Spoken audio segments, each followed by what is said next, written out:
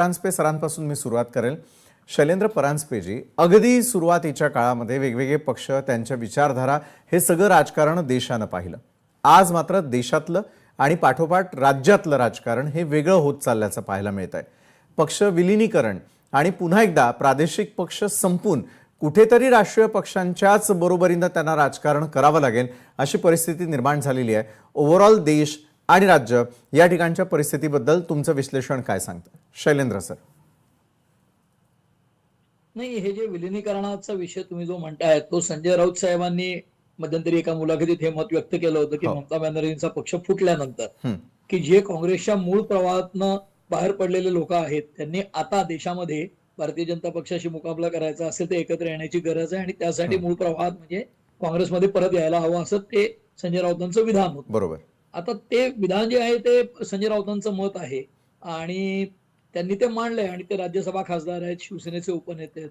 पण मूळ प्रश्न असा आहे की ममता बॅनर्जी आज ज्या इंडिया आघाडीची बैठक झाली परवा, ती हं, केवळ ममता बॅनर्जींचा पक्ष दुबळा झाल्यामुळे झाली आहे। त्यांचं जे कलकत्त्यामध्ये पतन झालं त्याच्यामुळे झालंय आणि त्यानंतर अगदी निवडणुकीतल्या पराभवानंतर सुद्धा त्यांचा पक्ष फुटला आणि अगदी महाराष्ट्रात जसं राष्ट्रवादी आणि शिवसेना हे दोन पक्ष फुटले, त्याच पद्धतीने ममता बॅनर्जींच्या 80 मधले 60 आमदार सोडून गेले त्यांना आणि मूळ आमचाच पक्ष असं म्हणायला लागले। म्हणजे अगदी महाराष्ट्राची कॉपी तिकडे केलेली आहे।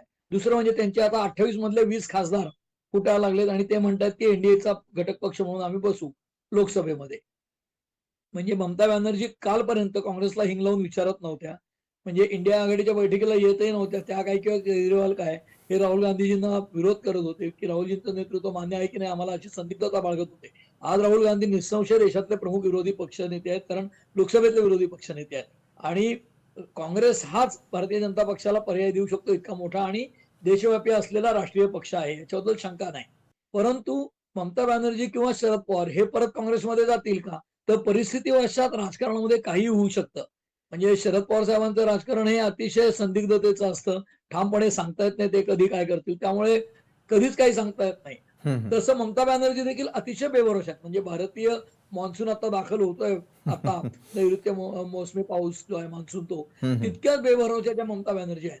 त्यामुळे त्या उद्या सामील होतील का नाही काँग्रेसमध्ये याच्याविषयी गॅरंटेड काही सांगता येत नाही। पण तृणमूल काँग्रेस, मूळ काँग्रेस आणि भारतीय जनता पक्ष अशा तिरंगी लढती कलकत्त्यात किंवा वेस्ट बेंगॉलमध्ये होत राहिल्या तर त्याचा फायदा भारतीय जनता पक्षाला मिळेल, कारण कम्युनिस्ट तिकडे अगदी नगण्य झाले। हां, तीच हां, गोष्ट हां, महाराष्ट्रामध्ये शरद पवारांसारखा एक बलाढ्य नेता जर परत काँग्रेसमध्ये गेला तर निश्चितपणे एक जोरदार टक्कर ते भारतीय जनता पक्षाला देऊ शकतात। म्हणजे काँग्रेस शरद पवार हे एकत्र आले तर पक्ष म्हणून मोठा होईल आणि त्याबरोबर अन्य लोकांना ते जोडण्याची प्रक्रिया फास्ट करू शकतील असं मला वाटतं। अर्थात ते होईल की नाही हे कोणीच सांगू शकत नाही आजच्या घडी। बरोबर आहे शैलेंद्र सर। अगदी कमी शब्दांमध्ये आणि कमी वेळामध्ये देशातली आणि राज्यातली नेमकी परिस्थिती काय आहे आणि कशा प्रकारे राजकीय पक्ष हे मतदारांना गृहीत धरतायत का, ही सगळी परिस्थिती हाताळणं फार अत्यंत महत्त्वाचं आहे। धन्यवाद, तुम्ही आमच्याबरोबर जोडला गेलात आणि या संदर्भातलं विश्लेषण केलं त्यासाठी। त्यानंतर शशिकांत जी, मला आपल्याला प्रश्न करायचा आहे। शशिकांत जी,